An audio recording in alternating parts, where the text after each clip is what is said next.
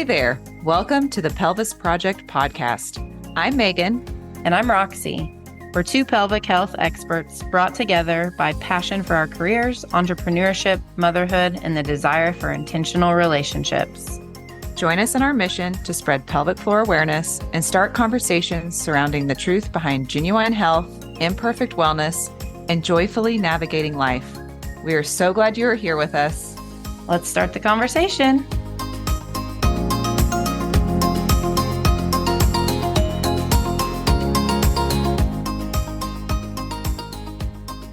Hello, Roxy.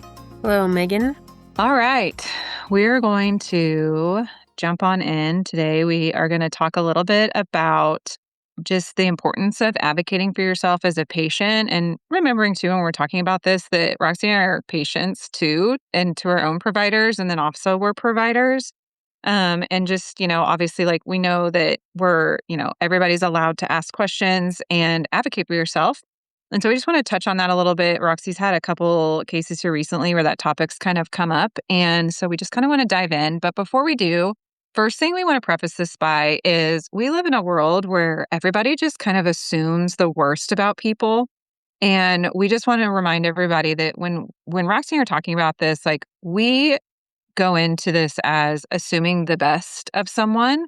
And so even though sometimes with your providers, maybe it's not exactly what you expected the first go around, or maybe something was, got lost in translation. But if we go into these conversations thinking the best about our providers and then knowing that it is okay to go back and ask again or have questions or that's where the advocating comes in. And so I just want to make sure that we all kind of go through a lens of that. And this is honestly true in just everyday life too. If we can kind of shift gears and remember that everybody really is, for the most part, trying their best. And sometimes you do just have to kind of ask again or speak up. So let's go ahead and dive on in. Yeah. So just thinking about, I think one thing to know as we approach this conversation too, is that you are the expert in your body. You know what your pain is, or you know what your symptom is, or you know what your concern is and what sets you up for that. And so when you bring that up, then the provider's role is to take that information and try to speak into it and try to objectively and clinically solve problems.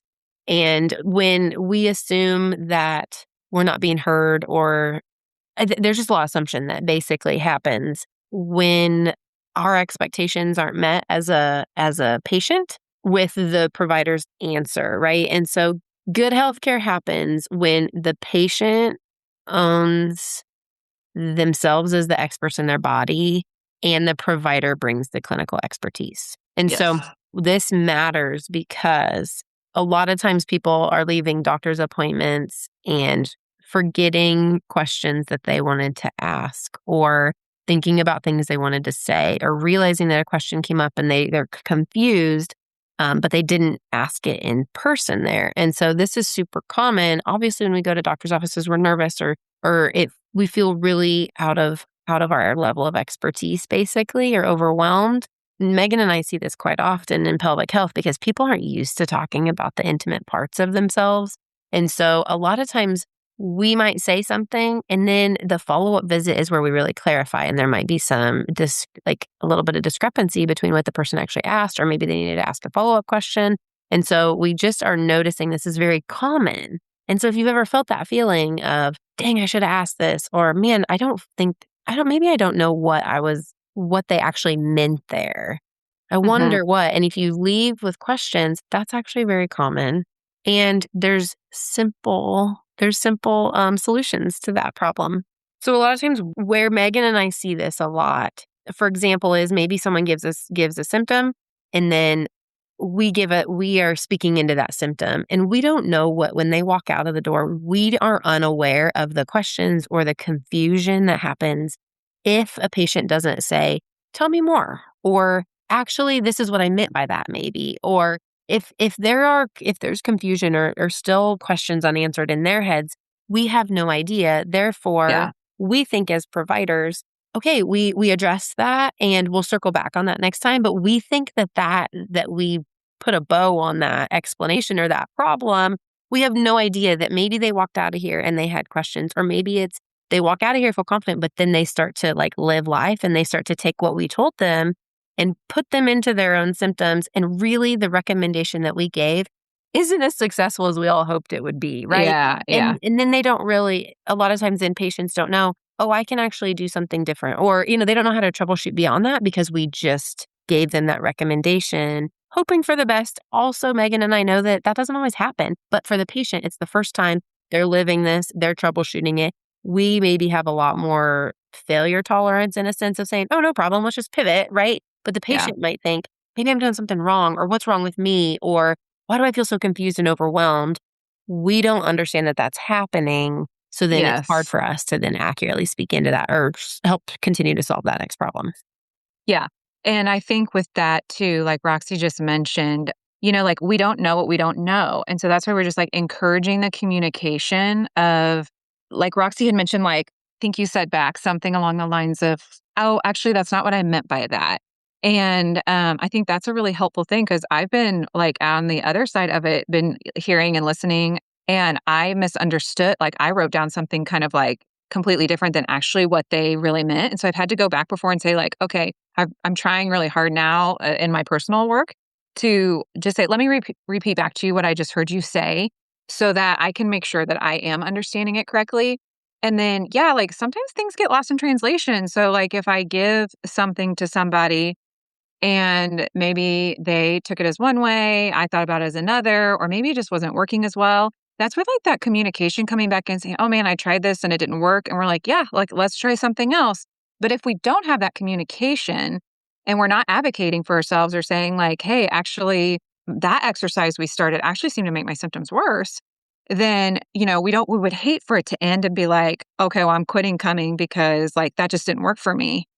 And we would never even know. That's why I always love to like, even if someone's done with their care, like I want to make sure that we do have it kind of wrapped up of like, where are we at on this? And there's not any like miscommunication onto expectations of, you know, why maybe something wasn't working or where we're at. And so with that, I think just encouraging everybody to know that like we all are human, and I actually was just at this global leadership summit and they were talking about just like human behavior and artificial intelligence and like chat and everything. And that's really good for like how to and what, but it doesn't answer why questions. Mm. It will try to, but it doesn't have that intelligence of like a human brain.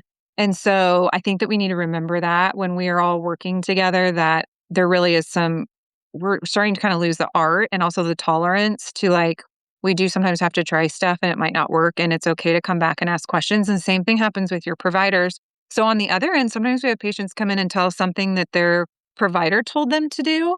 And maybe we kind of like know how that provider tells people things and it is completely different. And you're like, okay, where did the communication get lost? And so we're just there to try to help like support, like, let's circle back or let's ask again. And so I think that that is super important. And I know Roxy and I, like, a perfect example of this is like topical estrogen cream. Your doctor might be like, yep, I'll call that out for you. Just use it, every day for 2 weeks and then drop to every other, and check in with me. And maybe there wasn't any conversation about like how to use it. And you're just like, okay, and then you find yourself getting it and you're like, how do I use this? And instead of being like, they didn't even tell me how to use this, like it's okay. Like reach out, be like, hey, can we talk a little bit more about the appropriate way to use this? And I want to make sure that I'm doing it right. And that help will be there. And then also when you have a clinical team, an alliance with another provider, those are also things that we can help give you the questions to advocate for yourself if you need them. And really, as you were talking, just thinking about a lot of times the root of this, and we're not mental health therapists, but from my deduction of all of what's happening, is there's a lot of insecurity that comes into this. And so thinking about, okay, I'm in the room with a doctor, right? I'm in the room with Yeah. my provider. They know best.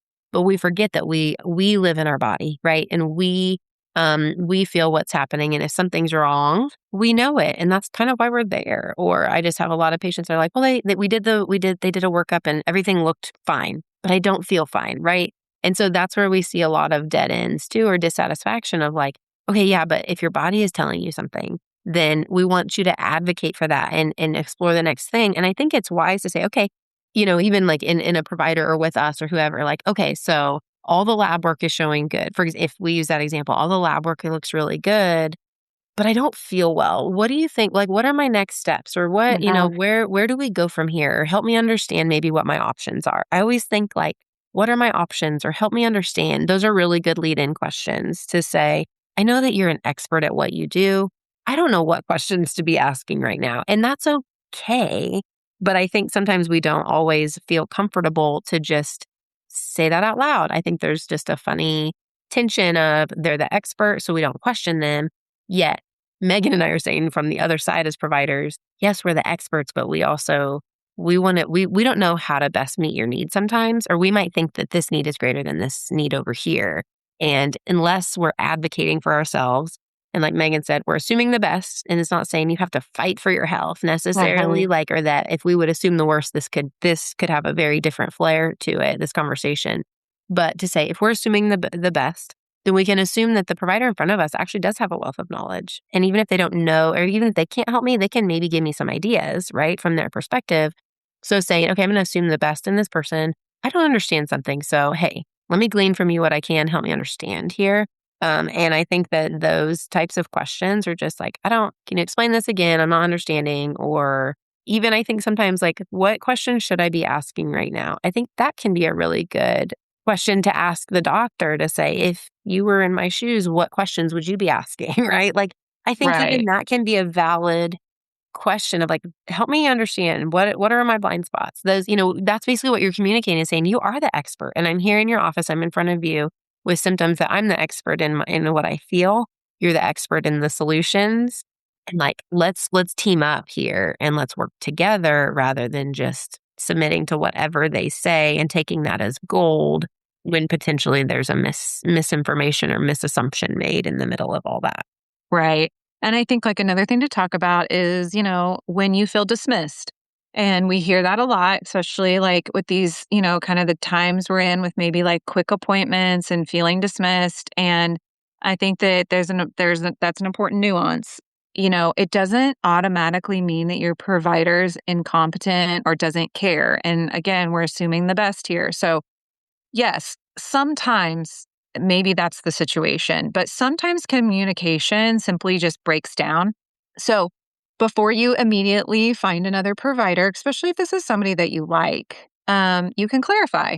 So if someone says, like, that's normal, you can ask a question like, when you say normal, do you mean this is something I don't need to be concerned about, or is it common? Mm. And so that's a good clarifying question of like if someone just says like, "Yeah, that's normal." And I really try like to not use that word, but it does slip out, We're just like especially like it comes out when during like pregnancy stuff when really it's like, "Yeah, that's common," and I'll try to catch myself because what's normal for one person might not be normal for someone else. And so that is something, I mean, we see it told to people with lab work and all that kind of stuff. So if you're being told like your test is normal, you can respond or think to yourself, okay, that's reassuring, but I'm still having symptoms that are affecting my life. So what would you recommend our next step be? Instead of just saying like, okay, so it's okay to ask that. And if they don't know, then that gives you some more insight as to like, okay, well, maybe they would help you find another provider, or maybe they really don't know versus just taking that as like the test is normal. So that's an incredibly important distinction to kind of keep in mind is normal testing doesn't mean imaginary symptoms. So you're not making them up. Like a lot of us, I mean, I'm in perimenopause and my lab work looked fine, but I still very much had symptoms. So my provider treats off symptoms. And then thinking of things like we haven't identified the cause yet is very different from nothing's wrong. So that's something else to think about too, is if someone's willing to keep going just because it's like that says it's normal, it's like, well, we're still going to dig. So just kind of remembering those things. Yeah, and I think as you're kind of on that, I think if we want to chat just a smidge about even second opinions, like where Megan, you're saying this phrase doesn't always mean this meaning, right? And I Mhm. think to say like, okay, if you are craving a second opinion, that doesn't mean that you're communicating to that doctor that they're wrong or that they aren't a good provider. A lot of times it just means like I want another perspective or I'm not understanding my options maybe, or like something still isn't making sense, where a lot of those questions can be asked from that provider. And a lot of times that spins that quite a bit. But I think just also to know that when we talk about collaborative care or multidisciplinary care, sometimes, yeah, like getting an opinion from someone who comes at you from a different angle can be very valuable, because as providers, we know what we know. We know what we're good at. And so to go to ask the same question to a pelvic floor therapist versus like a gynecologist versus a urologist, right? Or versus a chiropractor maybe, or just all these different people, you could ask the same question and you're going to get actually a wealth of knowledge of information Like from different different things. perspectives. And it doesn't mean Yeah. that one's greater than the other. Maybe one is more applicable than the other. And I'm not saying go ask 6 providers the same question every single decision you have to make, but we're just bringing truth to the fact that a second opinion doesn't mean you have to be dissatisfied, doesn't mean you have to burn a bridge with your provider. It doesn't mean that they're doing a bad job. It just means that you're gleaning information, you're doing your research. And I think that that is really valuable, to think like, I need to be doing more research as a patient in my own options, my own symptoms. And that's really where we're saying being an advocate for yourself isn't necessarily saying, I know more than you. It's just saying, I want to understand my body and I want to understand a bigger picture here. And good healthcare isn't providers saying, I know everything, right? Because you pin us all down. We all would say, well, yeah, like this is what we know. This is where we're good at. And beyond these little boundaries of expertise, like that's not really where my expertise is, right? And so I think that there can just be a lot of assumptions made when we Yep. don't come out and ask the questions that we're thinking, or we don't ask that next question. And that's where Megan and I's heart is today, of just really trying to encourage everybody to ask the next question, to assume the best in the providers, and to really take ownership and feel bold and confident to be curious about your symptoms, and to not take one person's answer or try to ask one person to solve all the problems that you're having, and really being curious about our bodies and our symptoms. It does take a team. And then I'm just going to leave you with this. We have a couple questions that you can think to write down and how to prepare before an appointment. So write down these 3 things before you go. So what is my biggest concern? So that you can make sure that you hit that. You don't forget that one. So what's the thing you most want to address? What has changed? So when did this begin? What makes it better or worse? How is this affecting my life? Have that ready to go. And then what do I need before I leave? So maybe it's an explanation, a treatment plan, additional testings, a referral. But that way you've already thought about that, so that like you can be prepared to kind of like ask for that and bring notes. I highly recommend bringing notes. I love it when people are like, okay, I start talking to them. They're like, hold on, I wrote some notes. I'm like, beautiful, perfect. Might as well scan those notes. I'll put them in your chart. And so those are just some few things that you can kind of have prepared, and for you to work collaboratively with your provider. So hopefully this conversation was helpful. Roxy, do you have any other final words? I do, but I'm done. Okay. I don't have any more final words. But I think it'd be fun if you listen to this and you have an experience, or you have a common theme, just to even shoot us those of like, hey, it would be fun for us to just hear like what your lived experience is with just provider interactions, or things that you love, or things that frustrate you, right? Like Megan and I also are always trying to think about how can we do better at Yep. communicating with patients and meeting needs and whatnot. So I think that could be really fun if you want to shoot us either a comment or a question or a frustration or something like that of lived experience with this. That'd be really rich. And I'd love to hear the positive ones. Like, Yeah. I do think, like, man, the world we live in right now, like, tell us some good positive Yeah. experiences you've had with your providers, because we really have some good ones out there. So, and just remember, everybody's trying to survive. So, just a good solid thank you, or a little sending them a little note for those ones out there that have changed your life is really helpful. So, we will pick this back up next time and keep this conversation going.